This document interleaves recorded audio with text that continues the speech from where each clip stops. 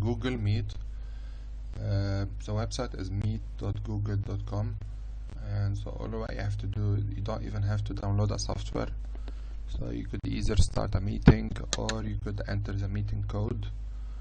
Okay, and like meeting code, usually it's provided by your colleague at work. So you just start the meeting, but the fact I don't have a camera on my desktop, so it's not gonna start. So no camera found. Let's see what will happen now. So no camera found, which is fine. And so you meeting ready. So you join now. So we're like in the meeting.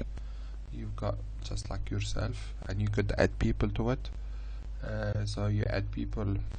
You enter the name or the email address, which is extremely easy and extremely simple and very straightforward. Okay, so you count the number of people here, like how many, or you could even chat. You could open the video later on, or you could open the caption, and you could do full screen, and you could even record the meeting. So just about it. And so it is very free and does not have like the 40 minutes. Usually other softwares they have limitation, so it runs all the time till the end, no matter how long the meeting is. And so I would advise everyone to try it.